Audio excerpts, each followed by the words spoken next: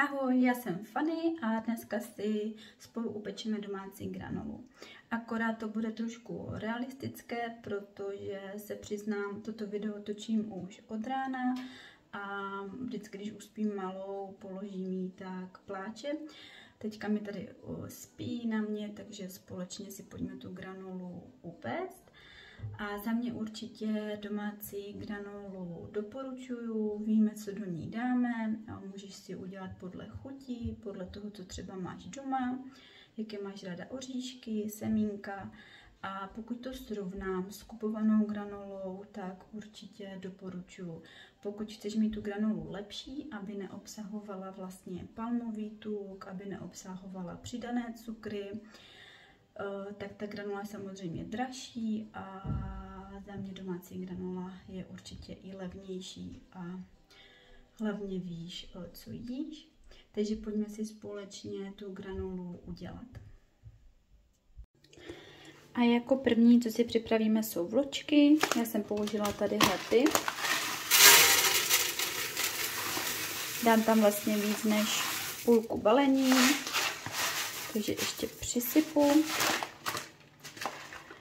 Potom oříšky, jakékoliv, já používám, dneska tam teda přidám kešu oříšky.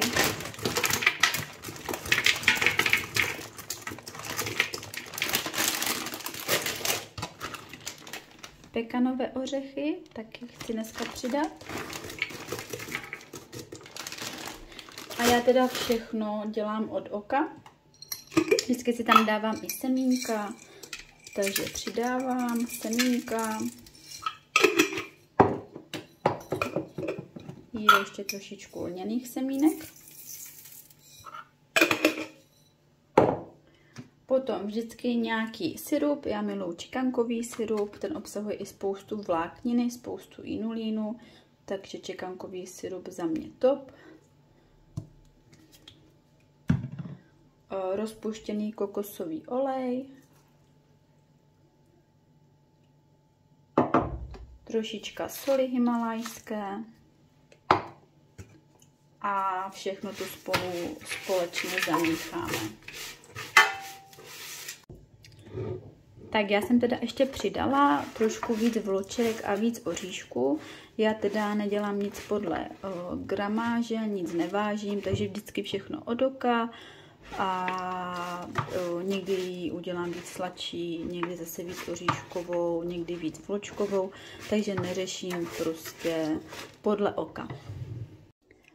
Tak a teď už ji dám jenom zapéct. Já mám teda od Tefalu horkovzdušnou fritézu, ale zapečeš v troubě nebo podle toho, co máš.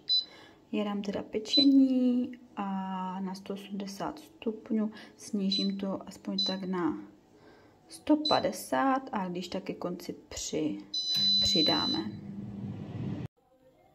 Takže pekla jsem na 150 stupních 15 minutek a ještě ji udělám dneska víc do křupava, tak ještě to na pár minutek dám na 170 stupňů.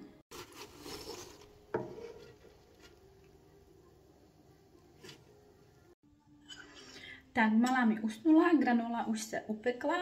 A já vždycky takhle zkouším s rostlinným mlékem, ať vím, jestli třeba připéct, jenom dávej si bacha na to, ať granolu nepřepečeš moc, protože mě pak nechutná, jde cítit prostě, že je spálená. A pojďme teda spolu ochutnat.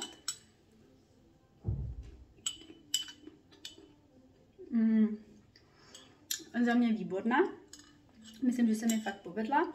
A jinak já budu moc ráda za odběr, za like a případně pokud tu granulu si se mnou společně upečeš, tak mi napiš do komentáře, jak ti chutnala a děkuju, budu se moc těšit na další video a měj se hezky.